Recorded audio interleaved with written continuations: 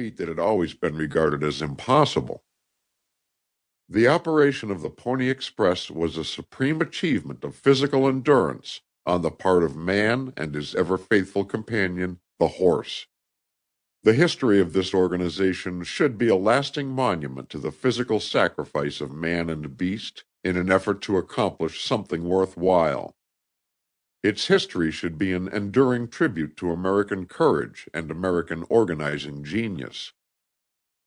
The fall of Fort Sumter in April 1861 did not produce the Civil War crisis. For many months, the gigantic struggle then imminent had been painfully discernible to far-seeing men. In 1858, Lincoln had forewarned the country in his House Divided speech. As early as the beginning of the year 1860, the Union had been plainly in jeopardy.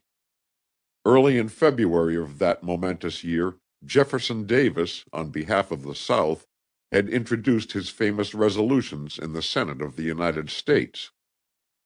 This document was the ultimatum of the dissatisfied slave-holding commonwealths.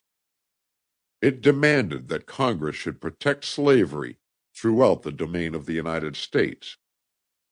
The territories, it declared, were the common property of the states of the Union, and hence open to the citizens of all states with all their personal possessions.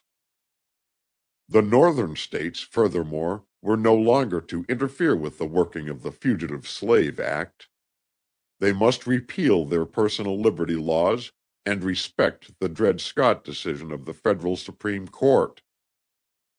Neither in their own legislatures nor in Congress should they trespass upon the right of the South to regulate slavery as it best saw fit.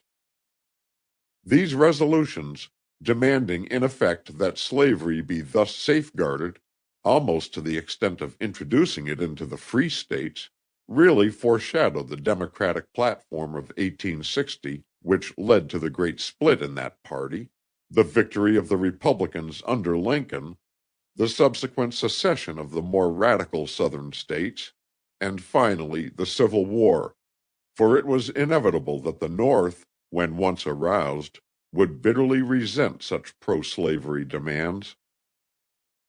And this great crisis was only the bursting into flame of many smaller fires that had long been smoldering. For generations the two sections had been drifting apart. Since the middle of the 17th century, Mason and Dixon's line had been a line of real division separating two inherently distinct portions of the country. By 1860, then, war was inevitable. Naturally, the conflict would at once present intricate military problems, and among them the retention of the Pacific coast was of the deepest concern to the Union.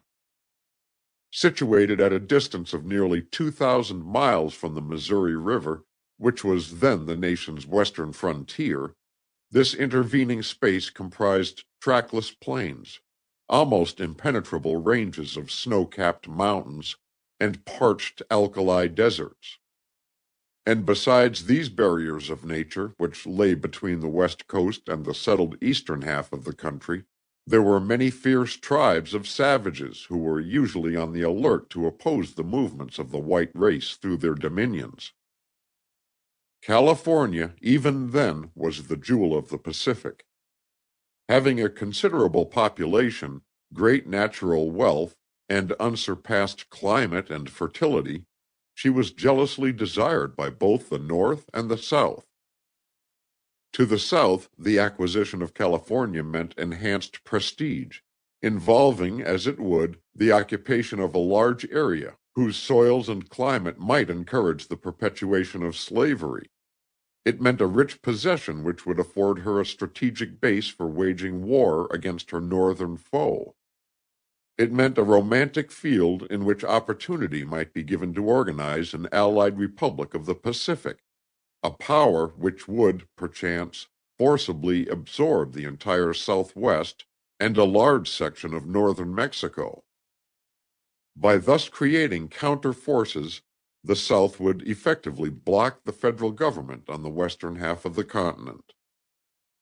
The North also desired the prestige that would come from holding California.